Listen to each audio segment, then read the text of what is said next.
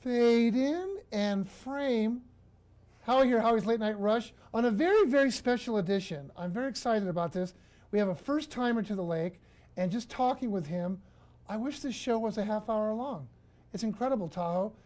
Kyle Cease, first time at the Improv. How are you, buddy? I want to do like I'm a first-timer. Hi there, Kyle. How are you? I'm excited to be doing the show here at nice Lake to be Tahoe, here. the only Tahoe with lake in the front. Kyle Cease is, you know what, if you hadn't done the guest set you did on Sunday when Dat Fan was up here and stuff, I would have never gotten kind of a taste of what you're, Right. I saw the Comedy Central thing, and that was like voted the #1. I had, That's amazing. I had a half-hour special that I shot, that I recorded, and the weird thing was before I did this, I had an anxiety. I had been doing stand-up for 15. I started when I was 12 years old. For real? For real. My uncle in second grade. My uncle was when I was in second grade. My uncle was the prop man for Gallagher, and so I know it's really funny now, but like every year for Christmas we get Gallagher videos and everything. And in second grade, I started. I was goofing off, and my teacher said, "If you just shut up, I'll give you 5 minutes at the end of the week to do whatever you want."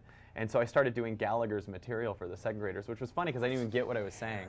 I was like talking about sex and taxes with a southern accent. I was like, "Women, you go out shopping, you buy us underwear that fits cardboard. Am I right?" You know, and then we're all smaller, so I'd smash a grape with a tack hammer, you know, to make the thing to scale. That's hysterical. Yeah, and so every year I'd renegotiate with the teachers, and then I started putting my own material in, and then at 12 I started doing comedy clubs, and it was fun. Yeah. I've had more fun just chatting with you, and we've got a little bit of time. You could just do it briefly. You got to talk about the documentary that you're currently working on. Well, this is so cool. It's very fascinating because, you know, if I look at each year of my life, I looked at kind of like last year, for instance, and you go, wow, like I've done a lot of things, but also I can look at, wow, probably half the year, you know, we're just kind of meaningless hangouts or going on random dates or just trying to hook up or whatever, you know, just doing random stuff like that. And I realized there's a deeper thing that's not getting fulfilled, basically a question of what my potential is. And as corny as that sounds, it was like I wanted to know what would happen if I went 90 days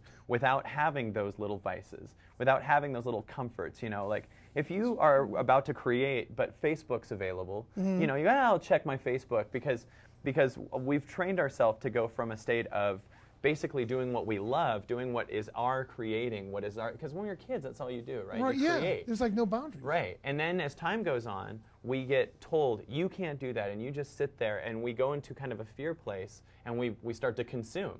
And because if you feel like crap, you'll buy things. That's a fact. Like the news will scare the crap out of you and then run a Prozac commercial. I mean, it's just brilliant, you know? But if you felt complete, if you were back in that childhood state, you would never want that stuff. You wouldn't need it to fulfill you. So we said what would happen if we got rid of those vices and if we could move back to a place of where I'm back in that natural state of creating. And so I got rid of, I said 90 days, no dating, no girlfriends, no hooking up, no Facebook, no cooked foods, no desserts. It was crazy. I mean, it was kind of psycho, and everyone was saying to me, wow, that's so extreme. But to me, I was kind of going, I want to know what'll happen. And in 90 days, my entire life dramatically shifted. I lost a ton of weight. I started really getting that I have an unlimited potential. Every show has been pretty much a standing ovation. But the weirdest thing is I don't care what the audience reaction is. A lot of times comics will go, what's the crowd think of me?